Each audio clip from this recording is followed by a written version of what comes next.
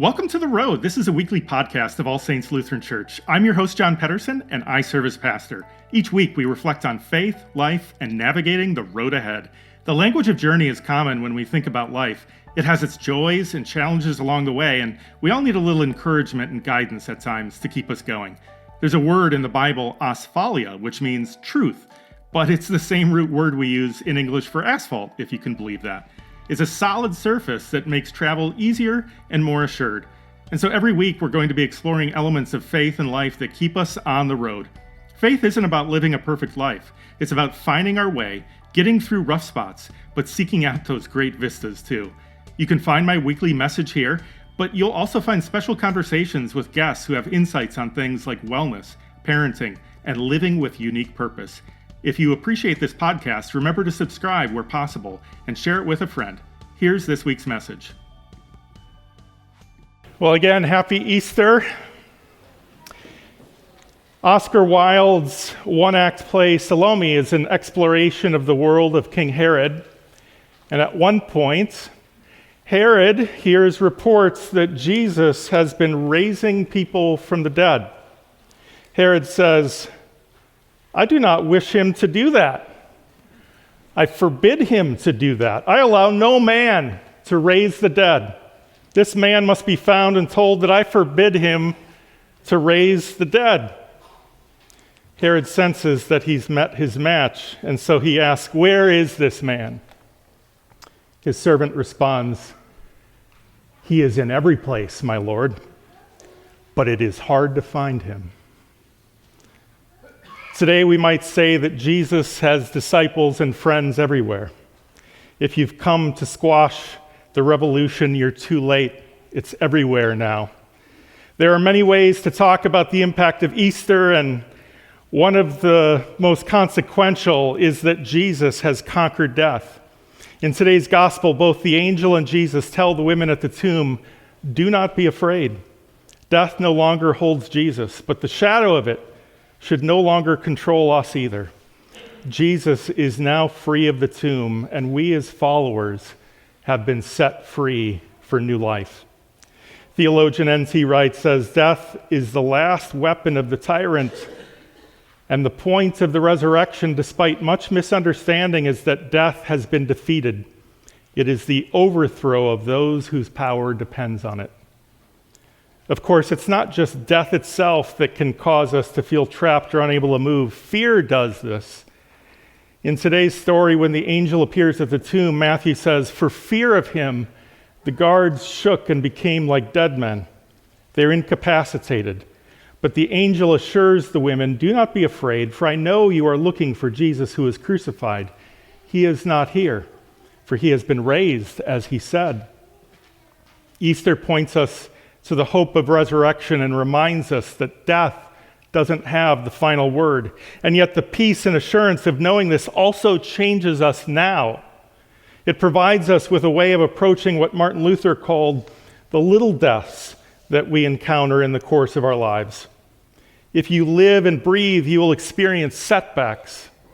There will be moments when it seems that your world has come to an end. As author and theologian Hannah Reichel reminds us, this is not the first end of the world. Many worlds have ended. Faith gives us the confidence and hope to journey on through the end and to find a new beginning by the grace of God.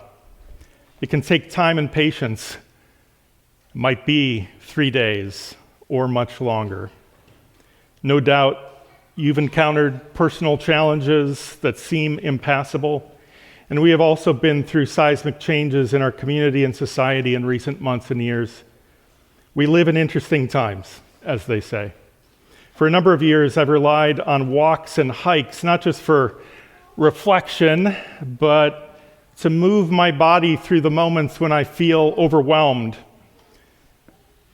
Whether it's ordinary personal stress or the weight of our times, it's not just a form of release, but it's a common way that I access creativity and a sense of renewal.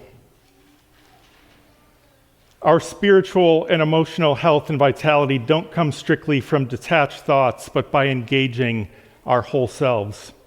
Any physical engagement or movement can activate the connection between body, mind, and spirit. We know that many famous composers created music while walking. Jesus himself constantly took his disciples on journeys to places to gain new insights and perspectives. Just a couple weeks ago, I was on a favorite trail, hiking a ridge, and I like it there because no one else seems to know about this trail. And I love winter hikes, actually. They're kind of my version of a polar plunge. And there's something I love about maple forests in the late fall, winter, and early spring. I mean, green is beautiful, the colors in the fall are beautiful. But barren trees allow you to see open views. And on this ridge, I was now looking down on this sweeping landscape. Just a clean view of standing trunks and branches and faint orange leaves left behind from the fall. And if you didn't know the cycle of forests and what the coming spring held, you might think it was lifeless. But I could see almost a mile away through the woods to a bog down below, through many overlapping slopes. The depth and breadth of it was just remarkable, and in the solitude of that little patch of wilderness, I literally just kind of blurted out to myself, "Oh my goodness." I don't know if anyone says, "Oh my goodness," anymore, but my daughter would call it wholesome, which I think matched the quality of the view. But then I saw movement. My voice announced myself to a coyote that was shedding its winter fur and looking scraggly, maybe 50 yards away beneath me. I had surprised him by, blurting that out. He kind of jittered and then trotted away, looking back anxiously, and then just simply went on his way. For a moment, I was startled too, filled with a little fear along with my joy. Sometimes when conflicting feelings bump up against each other, it's worth paying attention. The disciples had been through a period of both exhilaration and trauma. They had watched their entire world end. Jesus had been their rabbi and teacher. He had opened their eyes to a new world. He started a movement, a revolution even, that saw beyond tribes and clans and us and them. He taught them to see everyone as a neighbor, whether they were a friend, stranger, or foreigner. He gave them a new sense of purpose that was based in seeing across divisions and extending grace and peace across all of it. Everyone was worthy of God's love. But of course, they lived in an occupied territory of the Roman Empire. The freedom and dignity that this new movement brought gained the popular support of the masses, but the authorities now had their say to this perceived threat. So what now, in the hours following his death on the cross, when the ruling authorities voted no on this Prince of Peace and this way of life? What now when the way forward seemed shut? The wisdom shared again by both the angel and Jesus with the women at the tomb is, do not be afraid. Go quickly and tell his disciples he has been raised from the dead, and indeed he is going ahead of you to Galilee. There you will see him. In the words of J.R.R. Tolkien, the road goes ever on and on. And so they left the tomb quickly with fear and great joy and ran to tell his disciples. But like the disciples, we should understand that the story of death and resurrection is not a story about an uninterrupted continuation of life. Jesus doesn't simply climb down off the cross. It's not trivial. Death is real. It brings a form of humility and equality to our human experience, and it's really one that Jesus comes to share alongside us. The resurrection doesn't cheat death. It doesn't deny it. In our own lives, we can block out real challenges in the hopes that they will disappear. But the resurrection offers something more powerful. It acknowledges the reality of the pain and the grief, and it builds new life right over it. It takes it head on. God has now entered into it with us in the cruelest form imaginable on the cross. He did it to accompany us and liberate us from our greatest fear so that even death could not separate us from God.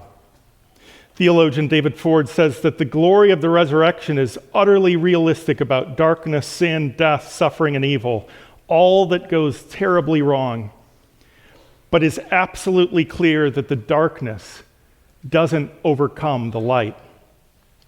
Because of this, the path of Easter doesn't offer us illusory hope. It offers hope that comes to us even through the most difficult moments that we face when hope seems lost. It's not cheap and easy, it's transformational. Soren Kierkegaard was a Lutheran philosopher and is considered the father of existentialism, and he said this about Easter faith: Christianity is certainly not melancholy. It is, on the contrary, glad tidings for the melancholy. To the frivolous, it is certainly not glad tidings, for it wishes first of all to make them serious. By serious, Kierkegaard doesn't mean glum, he means thoughtful and engaged. Serious means we pay attention not just to our own life, but to the world and the life of our neighbors and what Jesus has to say to us about all of it.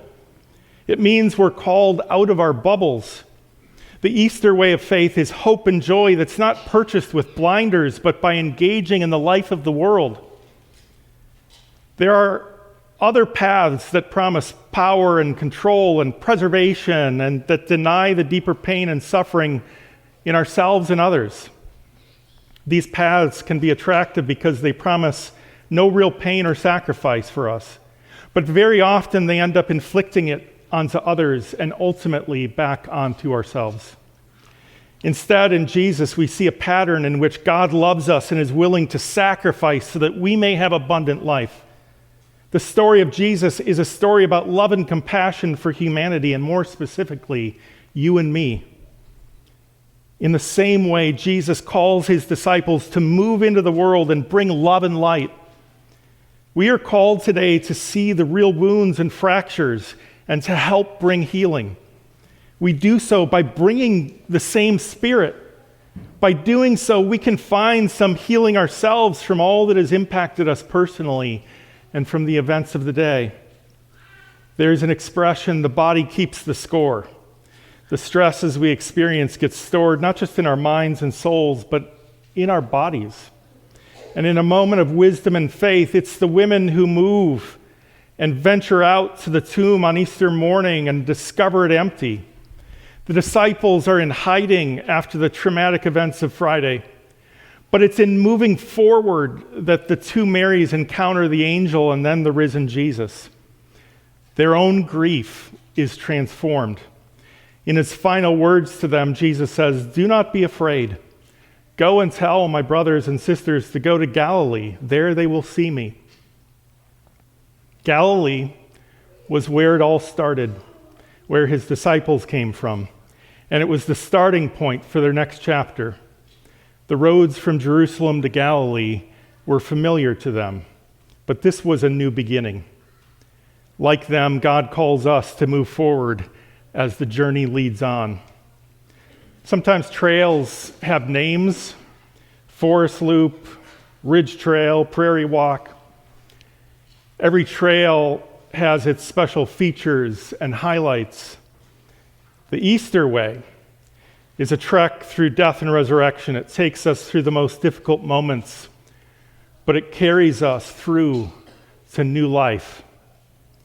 The power of resurrection brings the kind of existential life and freedom that cannot be contained. It is spread across the ages, even when it's been under threat. It's everywhere now. There's a tradition in some Eastern Orthodox communities when they gather on Easter morning. They announce the refrain that we spoke earlier to one another: Christ is risen. He is risen indeed. And then they reply to one another, I know. I can see him in your face. Today, it's hard to find Jesus, but he lives in you and me, however imperfectly. We are called to go into the world and share his love and compassion and the hope that lives on. We need it, and our world needs it. May we see it in one another's faces and actions along the way. Amen. That's this week's message. You don't have to navigate the road ahead alone. You can join with others at All Saints. Visit allsaintsmtka.org for more information. Have a great week.